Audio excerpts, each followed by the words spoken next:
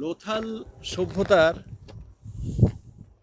মধ্যে দিয়ে এবং ধোলাভিরা দেখার পর একটা জিনিস মনে হয়েছে, সেটা হচ্ছে যে এই সভ্যতাগুলি যেগুলো প্রায় 8,000 বছর থেকে শুরু করে 4,000 বছর আগে পর্যন্ত, মানে সভ্যতার সময়কালটাও 4,000 বছর, 8,000 বছর আগে থেকে শুরু হয়ে 4,000 আগে পর্যন্ত ছিল খ্রিস্টপূর্ব। তারপর এখন সেটা হারিয়ে যাওয়ার পর আবার মানুষ পুনরায় সেটাকে পুনরাবিষ্কার করছে। এই সভ্যতাগুলোতে দেখা গেছিল সেটা হচ্ছে পানীয় জল আর খাবার সংরক্ষণ, এটা ছিল তাদের কাছে সবচেয়ে বড় অগ্রাধিকার। তাই জন্য হরপ্পার কথা শুনেছি, মহেঞ্জোদারোর কথা শুনেছি, ধোলাভিরাতে দেখেছি, লোথালেও দেখছি।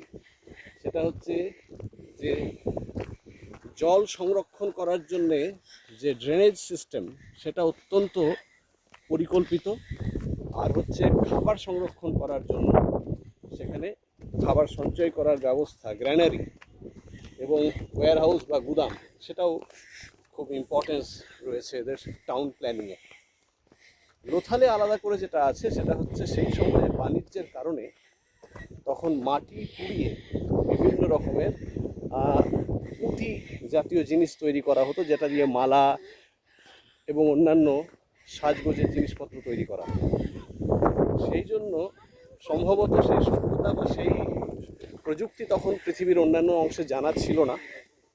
তাই জন্য এখানে লোথালে ওরা সেই আমাদের যেমন মাটির ভেতরে দিয়ে উনুন তৈরি করে ওই রুটি তৈরি করা হয়, সেই রকম ভাট্টি বলা হচ্ছে, ভাট্টি বা ক্লিন, সেই ক্লিন তৈরি করে সেখানে মাটির পুঁতি তৈরি করে সেগুলো পুড়িয়ে বিভিন্ন রকমের সাজগোজের সামগ্রী তৈরি করা হতো, দিয়ে সেইটা এখান থেকে রপ্তানি করা হতো।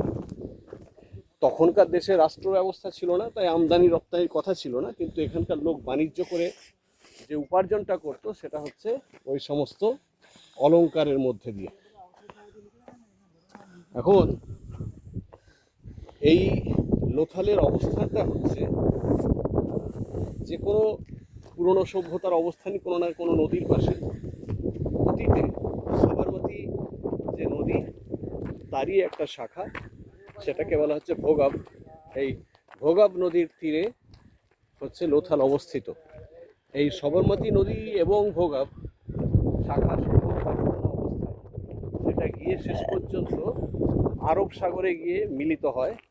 খাম্বাত বলে যে রয়েছে, কি বলে, গালফ, খাম্বার গালফে গিয়ে সেটা আরব সাগরে গিয়ে মিলিত হচ্ছে। এবং তারপরে যখন জোয়ার আসতো তখন জোয়ারের জলের স্তর বেড়ে গেলে পরে সেই জলের সাহায্যে এখান থেকে সমুদ্র পথে তারা বাণিজ্য করত। এবং সেই জন্য পৃথিবীতে সম্ভবত প্রথম কৃত্রিম বাণিজ্য, যেটা ওই ওপরে জোয়ারের জলের উপর নির্ভরশীল, সেইটা ছিল এই লোথালে। আমরা এই মুহূর্তে সেই বন্দরের সামনে যাচ্ছি এবং সেখানে আমাদের অত্যন্ত সৌভাগ্য যে লোকে আমাদের দেখে পাগল ভাবছে। বছরের সবচেয়ে তাপমাত্রা যখন বেশি তখন খাড়া রোদ মাথায় নিয়ে লোথালে আমরা পাগলামি করছি তাই, কিন্তু আমাদের সৌভাগ্য যে এই চরম গরমেও আমরা সেই বন্দর দেখতে পাচ্ছি এবং বন্দরে এখনো পর্যন্ত জল আছে। এবং বন্দরের এই জলস্তর প্রমাণ করে দিচ্ছে যে যখন সমুদ্রে তখন জোয়ার বাড়তো তখন সেই জলে কি করে এখান থেকে জাহাজে করে জিনিসপত্র বিদেশে রপ্তানি করা হতো। বিদেশ বলতে তখন মূলত আরব সাগরের মধ্যে দিয়ে মধ্যপ্রাচ্যে, অর্থাৎ এখন যাদেরকে আরব এলাকা বলি, সৌদি আরব থেকে শুরু করে, কারণ মিশর সভ্যতা এবং মেসোপটেমিয়া, ইরানের সভ্যতা, সে মেসোপটেমিয়া এবং নাইল, এই নীল নদের যে সভ্যতা, সেইখানে তাদের সাথে আমাদের ভারতবর্ষের যোগাযোগ ছিল। তাই আগেই বলেছি যে 1854-তে প্রথম আবিষ্কার হয় এবং সেই জন্য এখনও খনন কাজ চলছে এবং ক্রমে ক্রমে আরও নতুন নতুন জিনিস খুঁজে পাওয়া যাবে। তাই এটা আমাদের কাছে শুধু গৌরবের নয়, অপেক্ষারও বটে। এবং যারা শুনবে জানবে তাদের জেনে রাখা দরকার যে এই গরমে এখানে নিশ্চিতভাবেই অসুবিধে হচ্ছে। তা না হলে পরে অনেকক্ষণ সময় দিয়ে যদি ভালো করে দেখতে হয়, তাহলে পরে অক্টোবর মাস থেকে মার্চ মাস পর্যন্ত যে কোনো সময় আসা যেতে পারে। এবং অনেক জায়গায় রয়েছে, যত দেরিতে যাওয়া যাবে তত সেগুলো হারিয়ে যাবে। এই ক্ষেত্রে লোথালের বেলায় ব্যাপারটা ঠিক উল্টো, যত দেরিতে আসা যাবে তত বেশি দেখা যাবে। ঠিক আছে, আমরা যে প্রবেশপথ দিয়ে ঢুকেছিলাম আবার সেই প্রবেশপথেই ফিরে আসছি। তার আগে আমরা আগেই বলেছি যে দু তিনটে জিনিস খুব গুরুত্বপূর্ণ। একটা হচ্ছে যে পৃথিবীর সম্ভবত প্রথম বন্দর এবং খাদ্যশস্যের গুদাম, এই দুটো এখানে পাওয়া গেছিলো। তো আমরা সেই বন্দরের জলাশয়ের পাশে, যেখান থেকে বন্দরে যেতে হয়, সেই প্রবেশ পথে দাঁড়িয়ে আছি। এখান থেকে পুরো বন্দরটাকে দেখা যাচ্ছে, আর বাঁ দিকে চলে যাচ্ছে সেই দিকে সামনে গিয়ে যেগুলো আমরা এতক্ষণ ধরে দেখছিলাম, সেখানে মূলত গুদামগুলো রয়েছিল, গোডাউনের জায়গা। এবং সেখান থেকে খেয়াল করে দেখা যাবে যে ওটা উঁচুতে অবস্থিত, তার মানে হচ্ছে সেখান থেকে জল যেটা বৃষ্টিতে আসতো সেটা এসে শেষ পর্যন্ত এই যে জলাশয় সেখানে এসে জমা হতো।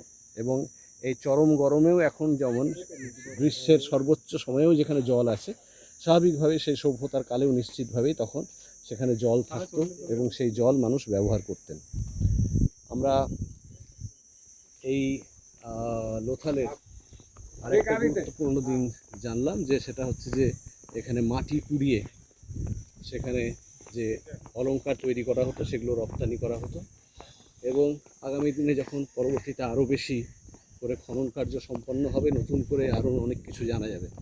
মূল কথা হচ্ছে, এমনিতে শুনে মনে হয় হরপ্পা মহেঞ্জোদড়ো বোধহয় পাশাপাশি দুটো শহর, কিন্তু বস্তুত হরপ্পা মহেঞ্জোদড়ো হচ্ছে একটা সভ্যতার নাম, তাকে চিহ্নিত করা হয়েছে। যেমন কখনো দুটো দেশের মধ্যে চুক্তি হয়, আমরা বলি যে ভারত বাংলাদেশ চুক্তি, ঠিক সেই রকম। তার মানে দুটো দেশ একসাথে যুক্ত হয়ে যায় তা নয়। তেমনি হরপ্পা এক জায়গায়, মহেঞ্জোদড়ো এক জায়গায়। আমরা তারই অংশ হিসেবে ওই বিস্তৃত এলাকা, সেই এলাকার একটা অংশ লোথাল, সেখানে আমরা আছি, গুজরাটের অংশ। Doctor S.R. রাও 1954 সালে প্রথম আবিষ্কার করার পর 55 থেকে 62 সাল পর্যন্ত এই সমস্তগুলো আস্তে আস্তে খোদাই করে করে তাদের পুনরুদ্ধার করেছেন। এবং এখানকার হরপ্পার যে জিনিসগুলো পাওয়া যাচ্ছে সেগুলো আনুমানিক এখন থেকে প্রায় 4500 বছর আগেকার। আমি আগে বলছিলাম যে হরপ্পা মহেঞ্জোদড়ো প্রায় 8000 থেকে 4000 বছর আগে পর্যন্ত তার সভ্যতা ছিল, 4000 সাল পর্যন্ত, 4000 বছর পর্যন্ত বিস্তৃত। এটা সেই নিরিখে 4500 বছর আগেকার, মানে হচ্ছে যে হরপ্পা মহেঞ্জোদড়ো সভ্যতার শেষের দিকে। সেই কারণেই হরপ্পা মহেঞ্জোদড়োতে যেখানে খাদ্যশস্য সঞ্চয় এবং জল সঞ্চয়ের ব্যাপারটা পাওয়া যায়, এমনকি ধোলাভিরাতে জল সংরক্ষণের ব্যবস্থাটা অত্যন্ত বিস্তৃত। বস্তুতপক্ষে পুরো ধোলাভিরাটাই হচ্ছে জল সংরক্ষণের কেন্দ্র। সেই জায়গায় আমরা লোথালে এসে উন্নত ব্যাপার বাণিজ্যের দিকটা দেখলাম, এবং অলংকার তৈরি সেটার যে প্রযুক্তি বা কৌশল, সেই বিষয়টাও জানলাম। এইরকমভাবে আস্তে আস্তে মানুষ এগিয়েছে, এবং এই জন্যে আজকে এতটা এগিয়েছে যে এখানে দাঁড়িয়ে আমরা মোবাইলের মাধ্যমে সমস্ত জায়গায় ঠান্ডা ঘরে এসিতে বসে থাকা মানুষজনকে বস্তুতপক্ষে একদম সরেজমিন ভিডিওগ্রাফির মাধ্যমে সব কিছু দেখাতে পারছি। আগামী দিনে আবার কিছু হয়তো দেখারও প্রয়োজন হবে না, সবটাই বোধহয় বাড়িতে বসে সবাই দেখতে পাবে। আজকে যে আসার প্রয়োজন থাকলো, এটা ভবিষ্যতে তাও থাকবে।